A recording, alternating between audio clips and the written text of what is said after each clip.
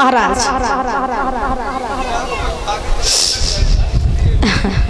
महाराज आज सुखदेव भगवान समझा रहे हैं राजन परीक्षित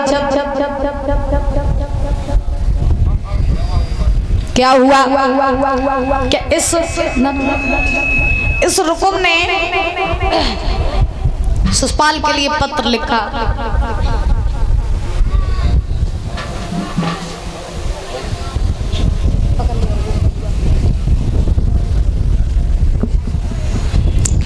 और रुकुम ने जब शिशुपाल के लिए पत्र लिखा है तो उस पत्र में लिख दिया कि इस साल शिशुपाल हम अपनी बहन रुक्मिणी की शादी तुम्हारे साथ करना चाहते हैं, तो जितनी जल्दी हो सके बारात लेकर के कुंदनपुर में आ जाओ। देवे को हमारे पास कछु नहीं है। और एक बात में ध्यान रखियो कि आइयो ने होशियारी से, क्योंकि हो सकता है कि यहाँ द्वारका का राजा कन्हैया भी आए, इसलिए तुम बड़ी ही होशियारी से आइयो। तो जो ये बात कही पत्र लिख दिया। अब पत्र लिख करके ये रुकुम जो था परीक्षित जी महाराज बैठ गया। अब रुकुम बैठ करके महाराज मन ही मन में सोचने लगो कि अब पत्र भिजवाएं किसके हाथों, कौन पत्र लेकर के जाएगा। तो अब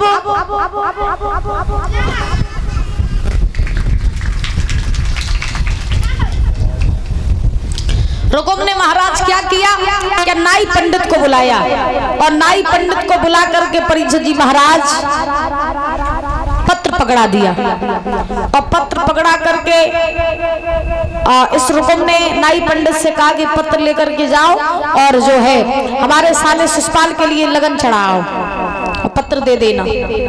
तो नाई पंडित जो थे ये चले, पहले पत्र लेकर नाई पंडित जाते करे। तो नाई पंडित जो हते वे चले हैं पत्र लेके, और परीक्षित जी महाराज जैसे ही चले सीटी का मार तो जैसे ही महाराज ये पत्र लेकर के चले, नाई पंडित पहुंचिए चंदेली में। अब परीक्षित जी महाराज जैसे ही चंदेली में पहुंचे हैं, शिशुपाल ने पत्र पढ़ो।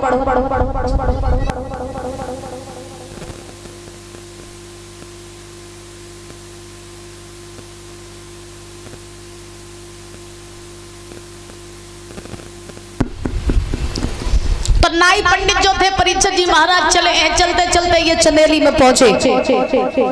और जैसे ही चंदेली में पहुंचे हैं तो शिशुपाल जो रहे अपनी सभा लगाए बैठो तो सिंहासन पे। और जैसे ही महाराज शिशुपाल सिंहासन पे बैठो रहे सभा लगाए, सो का बहु के जैसे ही नाई पंडित पहुंचे और शिशुपाल को जैसे ही वो पत्र दो, सो शिशुपाल ने पत्र पढ़ो, सो बाँ में लिखो तो महाराज के हम रुक्मिणी को ब्याह तुम्हें संगे करो चाहते हैं, तो जितनी जल्दी हो सके उतनी जल्दी तुम कुंदनपुर में आ जाओ। अब जैसे ही महाराज वो शादी का प्रस्ताव पढ़ा, शिशुपाल की खुशी को ठिकाना नहीं रहो। महाराज राजगद्दी पे तो नीचे उतर के नाचन लगो खुशी के मारे, क्योंकि शादी एक ऐसा लड्डू जो खाए सो पछताए और ना खाए सो पछताए। तो अब का भाव के शिशुपाल ने जैसे ही वो पत्र पढ़ो सो खुशी के मारे नाचन लगो। एक बात बताएं दादा, ब्याह को लड़ुआ तो वही तक मीठो लगा था चलो ब्याह ना हो गए, और जब ब्याह हो जाए तो रोवे के अलावा आदमी ढंगा फिर कुछ बचत नहीं। तो हम तो यही कहते कि जो लोग बचे हो तो लोग बचे ही रही हो, कहूँ तो घेर के हो जाए तो फिर मजबूरी हो जाता। हाँ बोलो राधे राधे, जोर से बोलो। अब ताली बजाते हुए बोलेंगे सभी लोग।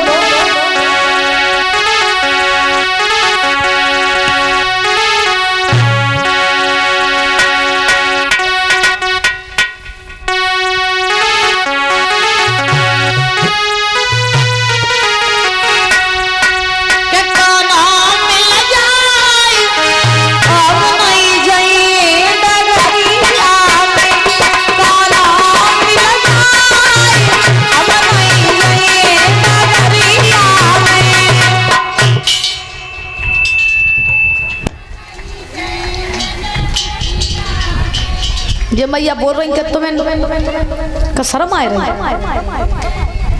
सब जने बोलो, ताली बजाओ परीक्षित जी महाराज।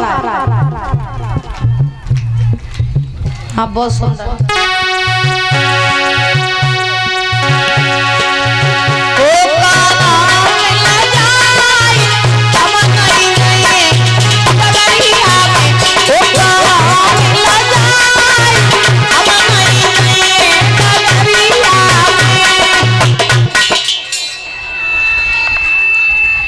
बहुत सुंदर बोलो। पाटगरी में श्याम जी के डेरा,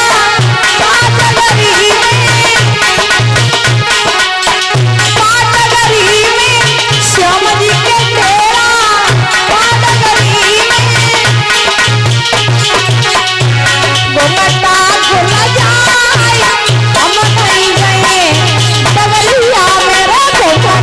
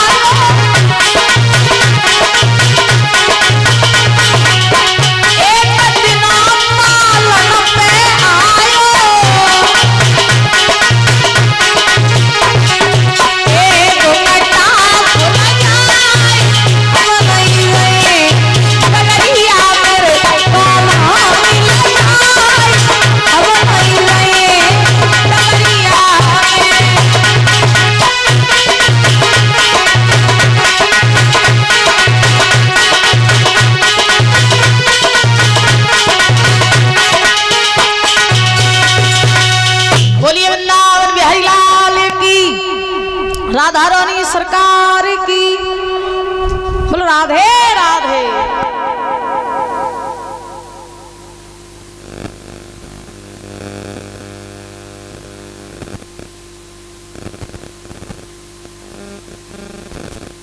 परीक्षा जी महाराज, ओ परीक्षा जी महाराज बता प्रसंग कहाँ चल रहा था? काय नाते में उज्जी है बताओ, कहाँ चल रहा था प्रसंग? बोलो बोलो, नहीं मालूम, भूलिए कथा कौन चल रही थी? कहाँ कहाँ? ससुराल शिषपाल के पास। देखो अब शिषपाल ने जैसे ही वो पत्र पढ़ो सो खुशी का ठिकाना नहीं रहा। ये शिषपाल जो था महाराज, इसने देरी नहीं की, क्योंकि उस पत्र में ये लिखा था कि जितनी जल्दी हो सके, रुकुम ने उस पत्र में ये लिखा था कि जितनी जल्दी हो सके उतनी जल्दी जो है आ जाना कुंदनपुर में। और ने होशियारी से आइयो, क्योंकि यहाँ कन्हैया आ सकता है, द्वारका का राजा, तो होशियारी से आना। तो बोले ठीक। अब महाराज शिषपाल ने क्या किया,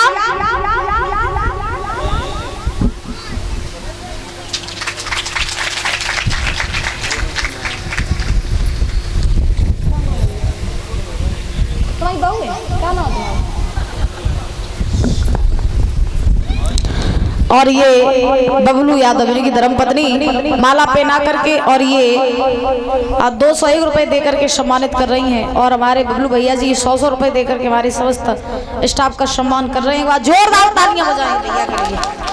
बहुत बहुत धन्यवाद है। कामना करेंगे कि ये राम सीता की जोड़ी हमेशा हमारे बनी रहे, काउ चीज की कमी ना हो, ऐसे ही हंसते मुस्कुराते बने रहे और यही भगवान से कामना, यही आकांक्षा है। बोलिए महामाई मैया की। तो देखिए अब इस सुषपाल ने देरी नहीं की, सुषपाल चला है और चलते चलते ये अपनी भाभी के पास में पहुंचा और जैसे ही महाराज सुषपाल अपनी भाभी के पास में पहुंचा है तो आवाज लगाई, बोले भाभी, भाभी भीतर से निकल के यहाँ लला देवर बताओ। बोले हमें तुम दूल्हा बनाओ। दूल्हा? बोले हाँ। बोले कौन जा रहे दूल्हा बन के? बोले दूल्हा काय को बनो जा, ब्याह करने जा रहे। भाभी कहने लगी बाबा सही है ब्याह करने जा रहे, लेकिन किनके संगे करने जा रहे? कहाँ बरात ले जा रहे? न कहूँ तो लगन आई, न पत्र आओ, न कोई बातचीत कहूँ चली, फिर कहाँ चलो भाई दूल्हा बन के? सुषपाल कहने लगो लगनऊ चढ़ी, पत्र आई हो, बातचीत हुई, सब काम हुई है, बस देरी है तो सिर्फ हमें दूल्हा बना। तो भाभी कहने लगी कम से कम बताइयो जाए कौन रही, किन कहाँ की बिटिया है, कैसी का है, कहाँ की रहने वाली है, कछु बताइयो, परिचय दियो। तो उसी समय आज महाराज ये सुषपाल बोला है कि भाभी अगर तुम जानना चाहती हो कि बिटिया कहाँ की है तो हम तुम्हें बताओ, बिटिया है कुंदनपुर की। और जो राजा भीष्म के हमारे जो जीजा है रुकुम, बोले हाँ, तो उनकी बहन है रुक्मिणी, उनके संगे हम ब्याह करने जाएंगे। भाभी ने कही किनके संगे? रुक्मिणी संगे। भाभी कहने लगी मोजा लगा तुम्हारी सांचो बुद्धि खराब हुई। बोले काय?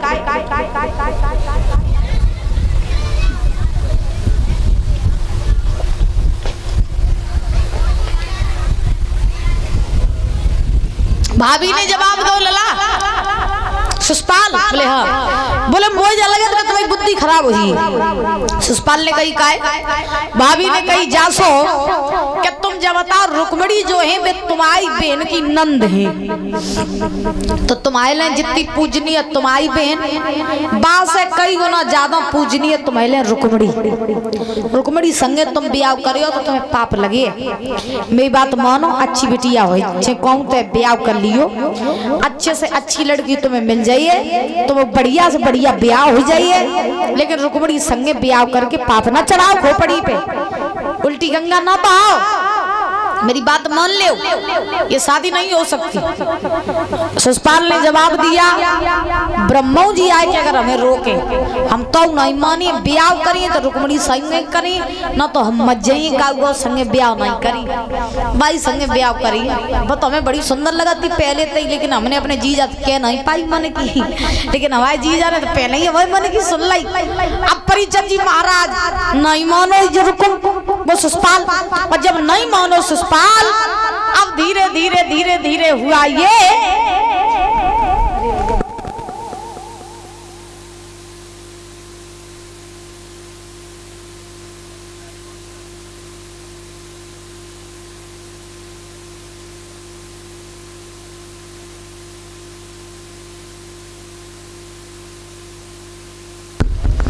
बोली वृंदावन बिहारी लाल की, राधा रानी सरकार की, प्रेम से बोलो राधे राधे। आइए भाई साहब आपका ही स्वागत है, इंतजार ही कर रहे थे हम आपका। आइए, क्या बात है, ये मेरा भैया है, हाँ यही मेरा बड़ा भाई है, सपोर्ट सिस्टम है। बोली राधा रानी सरकार की। तो देखिए आज सुखदेव भगवान समझा रहे हैं राजन परीक्षित,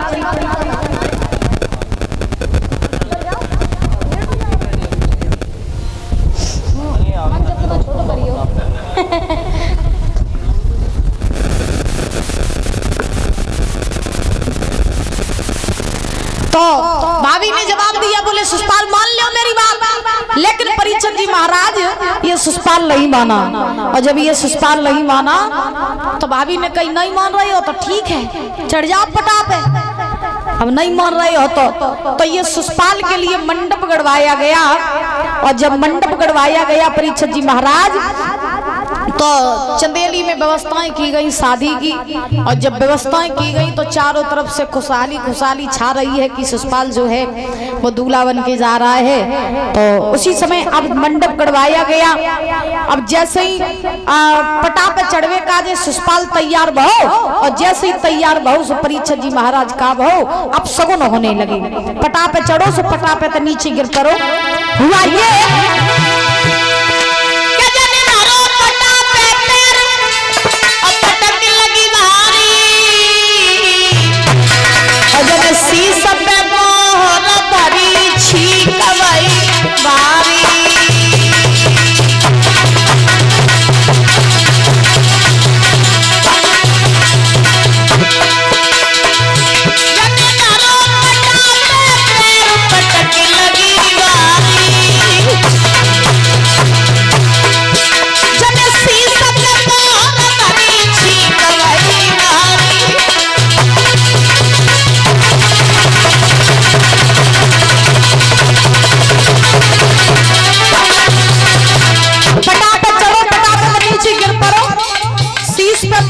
ठीक हो गई। कुलदीप भैया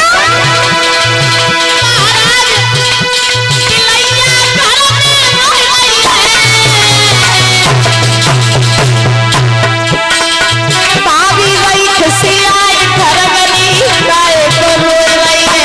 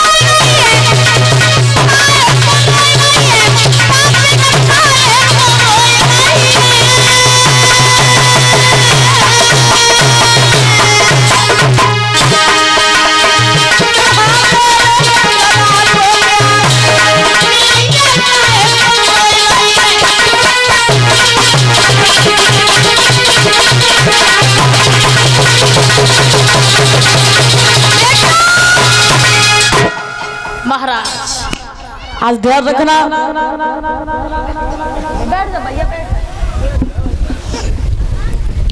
देखिए पटा पे चढ़ो ससुराल दूल्हा बनवे काज है। अब दूल्हा बनवे खुशी तो महाराज बहुत ही होत, पेट ही पेट में लड़ुआ फूटत रहा था। तो पटा पे चढ़ो, पटा पे से नीचे गिर पड़ो, शीश पे मोहर धरी छीक हो गई।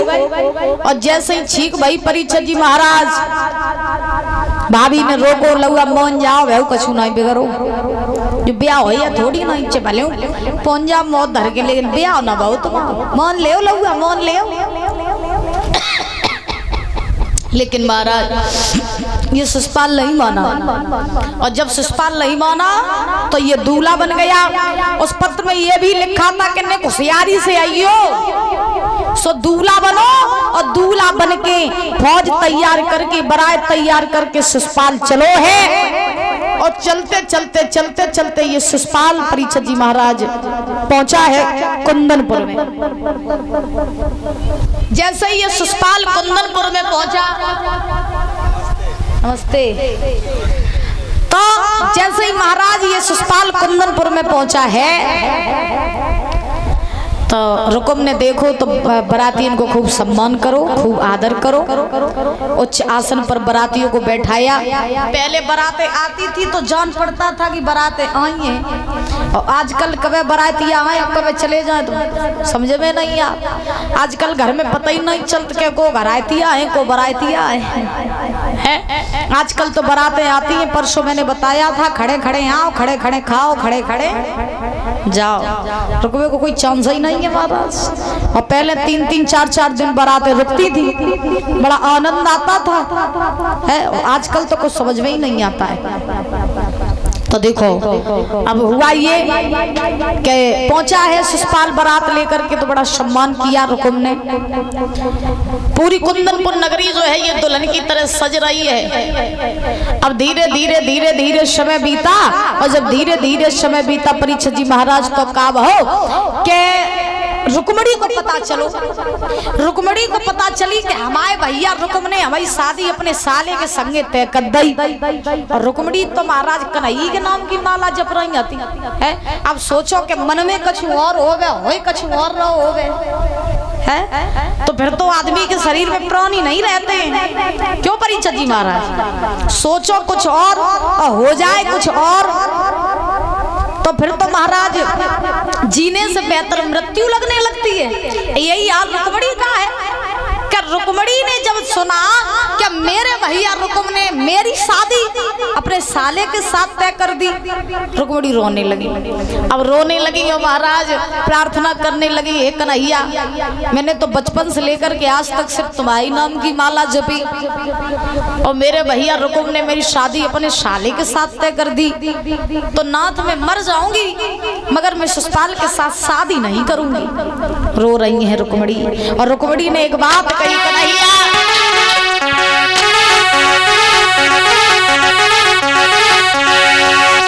कभी न